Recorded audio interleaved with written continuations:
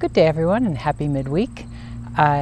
First I want to apologize for the noise in the background, but the neighbors across the harbor are having their trees limbed up, so and the sound carries across the water. But it's such a lovely day, I could not sit outside. So welcome to today's vlog. Today we are I'm going to share a little bit of a new Lalande sketch. And I know, cart before the horse, I haven't finished my other ones, but I felt inspired, so I thought I would do that. And I also have a walk to share with you as well. But what I was really excited about is for the boathouse reno project. I was searching around in some cabinets the other day, and I came across this porcelain of this china I had, and I'd forgot that I had bought it. And I got it at an estate sale or a tag sale years ago.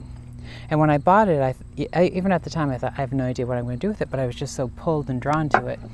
And in estate sales, they take over a house, often a very large house, and you can go in and they've just priced everything out. So from cellar to rooftop, you can look at what these people had in their homes, and then you can purchase it. And I found this in an old cardboard box shoved behind one of the fireplaces chimneys up in the attics.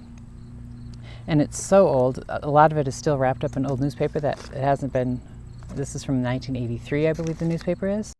So, and it's still filthy, and I only grabbed a few pieces to show you. But what I was thinking of it is, again, it's very twee and very sweet, and maybe I'll put up on the screen an image of it so you can see the pattern. I thought it would really be adorable, or a great starting point for the china for the boathouse reno project. So what I found out and what I thought was interesting is when I turned it over, I saw Limoge, and I thought I knew I had found some funny, odd-looking Limoge years ago at an estate sale, but then I thought it was odd because it says American Limoge, made in USA. And then it also says the word Triumph, which is an important thing I'll tell you about in one moment. So, and it also says it is warranted 22 karat gold. So this darling pattern around the edges is actually 22 karat gold, so this will not be going in the dishwasher. Not that I plan on a dishwasher in the boathouse. So the fun of this, I immediately began researching, and what I found out was that it is American made. It is not from Limoges, the area, or any factories in Limoges. It is from an American company that began in 1887 in Ohio, and at the time it was called the Sterling China Company. And around 1901, 1902, they realized that people were not buying fine porcelain from America. They were buying it from Europe. So what they did is they changed the way they made the porcelain, and it was now called semi-porcelains. And you can even tell in the mixture, it has a little bit of feel of almost like a restaurant quality china, but yet it still has a little bit of porcelain in it. So it's an odd hybrid, much like America itself. And then the word Triumph stamped on there is of interest because this pattern through this company is available in a different shape. But this is a very unique shape, which I love. And you'll notice the fluting around the edge of the saucer and the angular sharp lines of the handle, which almost has that slanted kind of speed shape that they often used in the 30s in design. And so what I found out is the Triumph stamp for this American-made porcelain is because I have my cheat sheet here. In 1937, they had the premier ceramicist of the day, and I'm putting his name up on the screen because I'm not going to do justice to his surname, Victor Schrenkengost. I don't know if it's Dutch or what, but Schrenkengost. I'm sure someone can tell me how to properly pronounce it. He was the premier ceramicist, so they had him design it, and I'm happy they did because I love this pattern. It's very 30s Art Deco-y, and I kind of want that vibe a tiny bit in the boathouse. I kind of want sort of the 1950 stove to be the most modern feel in the house and have sort of 30s into Victoriana style pottery. But this got me thinking how much fun it would be to start collecting up some other china and pottery. And as this isn't dear, you can find you can get a dinner plate for probably $10 US dollars. And I'm happy, though, I do have a service platter, which I think is great to have.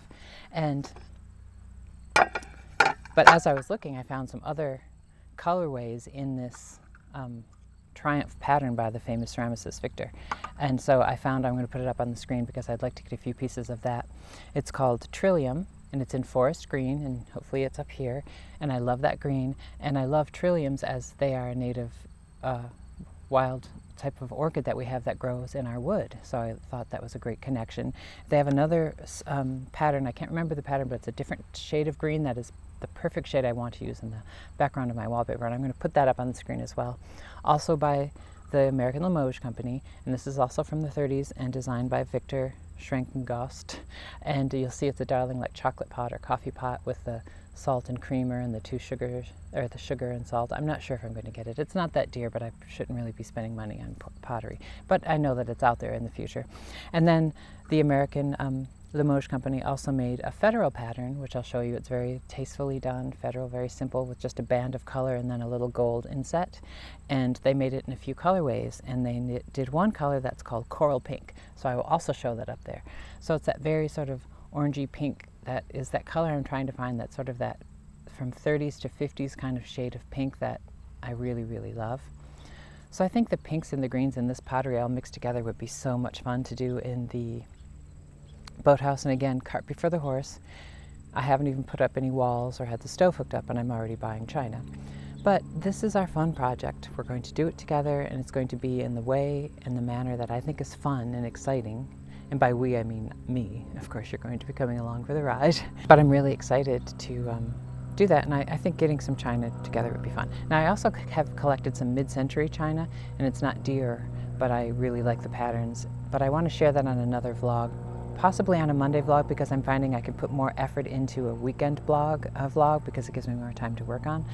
So I was thinking what a fun mix of this, which was just a happenstance that I bought this years ago at a tag sale, and then came upon it again while I was rummaging through and having a little dig around in one of the cabinets as I was faffing about, as we know we all can do. So I'm really excited about that. So, all right, well, that's enough chitter chatter. Let's get on to today's vlog. I thought for today's walk we could come along the side of the boathouse, this bit here that we're making over into the cottage, and then we follow down along this long bit that is the area the boats used to be kept in that I shared in a previous vlog. And let's come down this path to our beach, which is another path that I think I also shared. You can see the view from here, and this is the path we're going down. Now this used to be more kept up when we used to use the boathouse a long time ago, when it was our little getaway, when the family still lived in the main house. And if we come down on our beach here,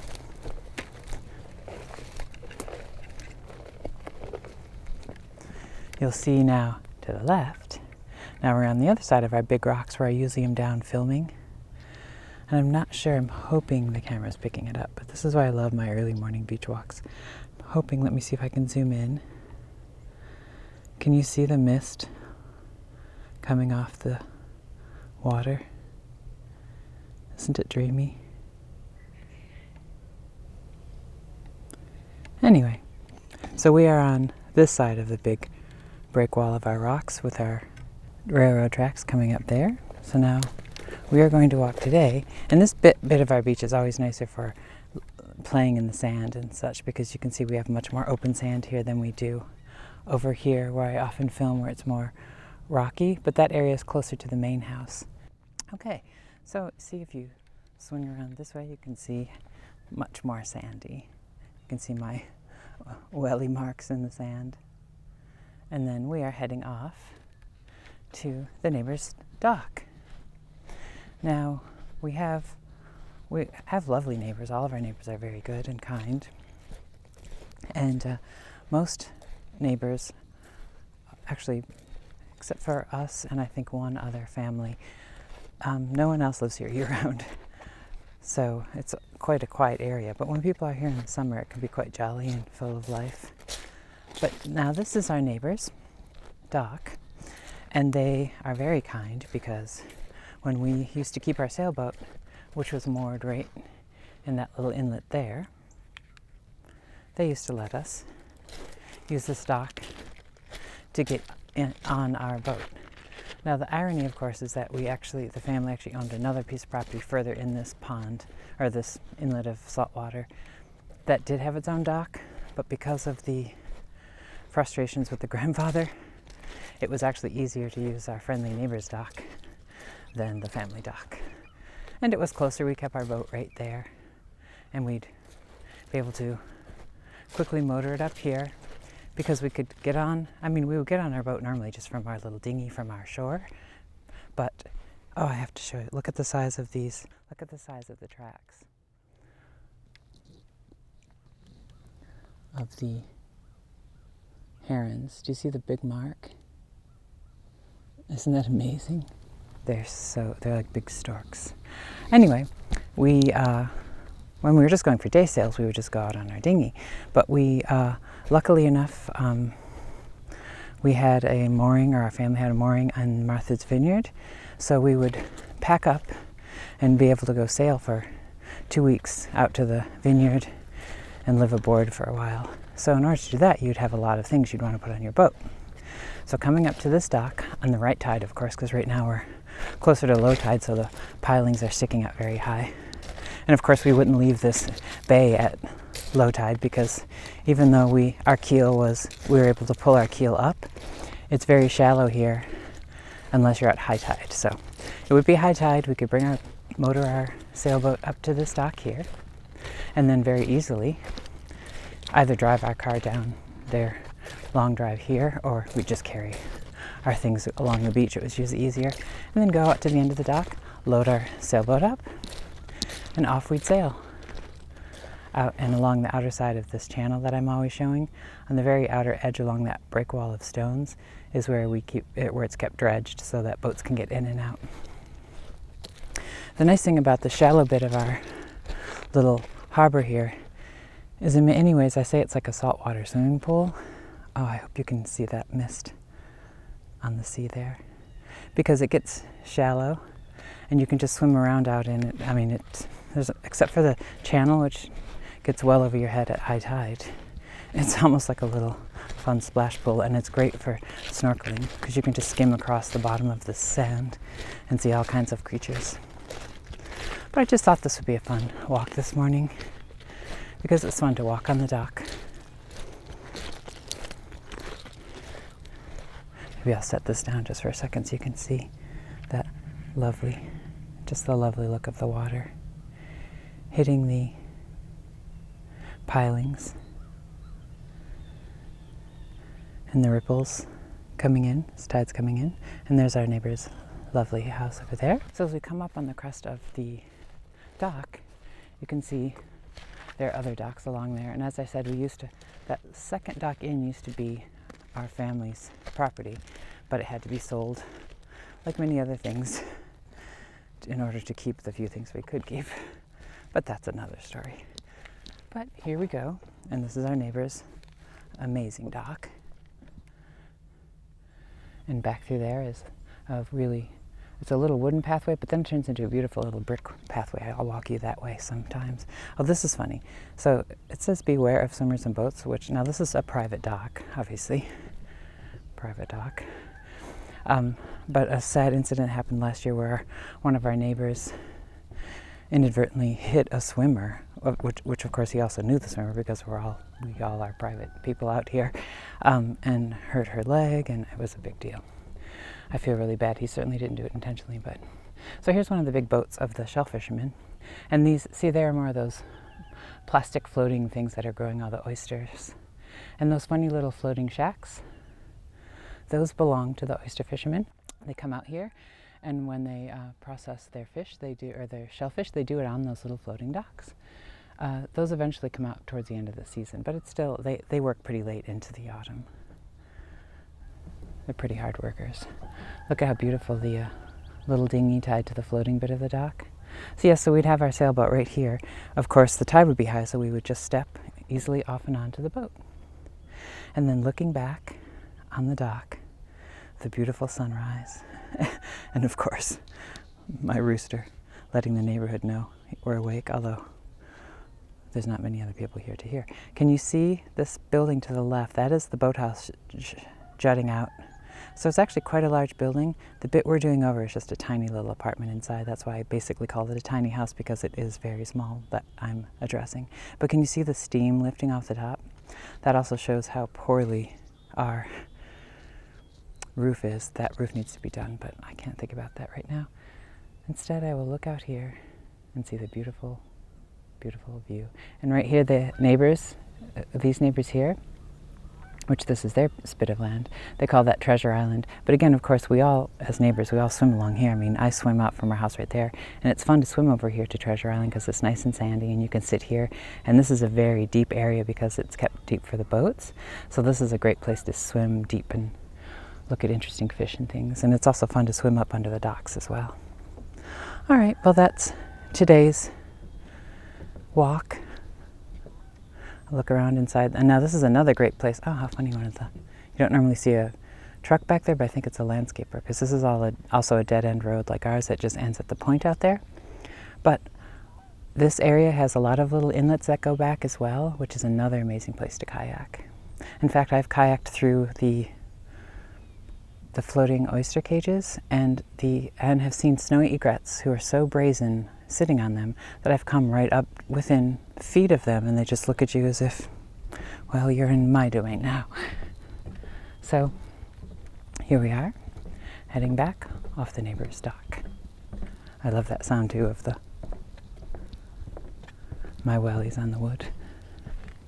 And down into the crunch of the salt hay.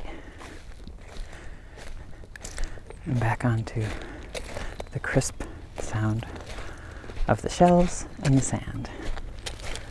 So I hope you enjoyed this little walk. I really am enjoying sharing my walks with you. I just did it once as a lark, really not knowing even what I want to put on my channel, and I think my channel is still trying to find its voice. But I love sharing my day, and walking around our beautiful scenery is part of my day. But see how much potential our boathouse could have. I mean, you can almost imagine it's not as horribly in shape as it is now when you see it jutting out. One day. So much to do, such shallow pockets. But I won't think about that. I'll just stop, look at the beautiful sea again, and we can look back at the dock where we just walked. And then head home. And I think on today's vlog, I realized on Wednesday's vlog, and really even I don't have many days between. I'm trying to keep up with my 3 posts a week, and I don't have many days between my Monday and my Wednesday and my Friday vlog. So I'm thinking I might try to make those a little bit shorter just because I still need time to make my artwork to share. And now as I'm working on the boathouse, I still need time to actually get things done in there as well. So we'll see. I might save my longer vlogs for Monday because then that gives me the weekend to work on a bigger bit of production. I just have to stop and look how beautiful this view of the shadows of the grass and the footprints of an animal. Might be the neighbor's dog, it could be a raccoon that's tried to eat my chickens. You do notice footprints here because as the season wanes and there are fewer people here, and these are private beaches, you notice. And look at this big pile of salt hay just littered with the shells because we've been having the very high tides because of the fuller moon. So, well, I think I will end it here. Hope you enjoyed today's walk, and let's see what else I put in today's video. So in today's sketch, I'm going to share with you another Imagine page for the book that is not a book for Lalande. Oh, and I want to give a shout out and a thank you for anyone on here who is on the Chateau de Lalande Facebook page, who so kindly asked me to use my drawing for the cover for Lalande's, my book, which is not a book, as the cover for their Facebook page for this month. I was very, very honored, and everyone was very kind and said such lovely things. So I just want to thank anyone on here who is part of that. And if you aren't part of it, you should go to Facebook and join the Chateau Lalande page.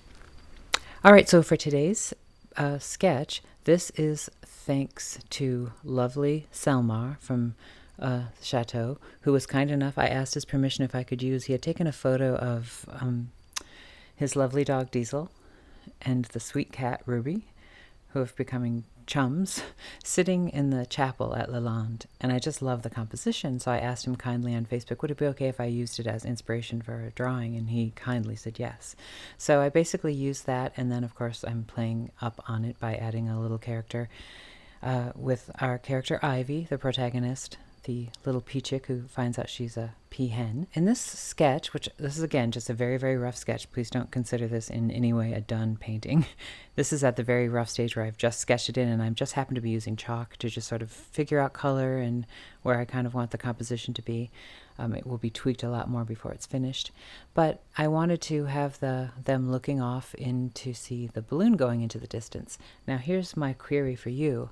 I can't decide if I want the balloon to be in this story, which isn't a story, that lovely Queen Isabella and her dear Lord Percy are heading back off into the sunset to South Africa, or if I wanted to be a way to introduce the American cousins, as I've been thinking of using my quail and other animals here as the American cousins who come to visit Lalande. And so I thought perhaps this could be them coming to visit. So I haven't decided yet. Again, the storyline isn't that important to me at this point because it is just going to be storyline with some of my text made up, and it may not even be a coherent story. But just if you want to say in the comments, would you like it to be the scene of Isabel and Percy heading back to South Africa, or would you like it to be the entrance of possible American cousins coming to visit Lalande? Either way, I hope you enjoyed my very rough sketch in my book, which is not a book. And now let's end today's video. Well, thanks for joining me here today, and I hope you had fun. We did some fun sketching.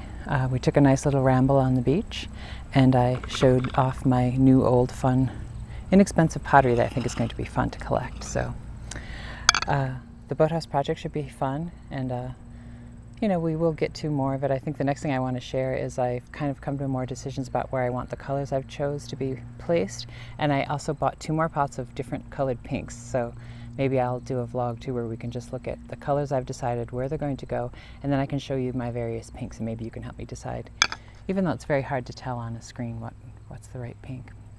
But well, thank you for joining me here today, and I will see you in the chats. I will see you on my next vlog. I will see you online, etc. All right, well, remember to stay creative. Cheers. Blessing, a poem by John O'Donohue. On the day when the weight deadens on your shoulders and you stumble, may the clay dance to balance you. And when your eyes freeze behind the gray window and the ghost of loss gets into you, may a flock of colors, indigo, red, green, and azure blue, come to awaken in you a meadow of delight. When the canvas frays and the curragh of thought and the stain of ocean blackens beneath you, may there come across the waters a path of yellow moonlight to bring you safely home. May the nourishment of the earth be yours, may the clarity of light be yours, may the fluency of the ocean be yours, may the protection of the ancestors be yours. And so may a slow wind work these words of love around you, an invisible cloak to mind your life.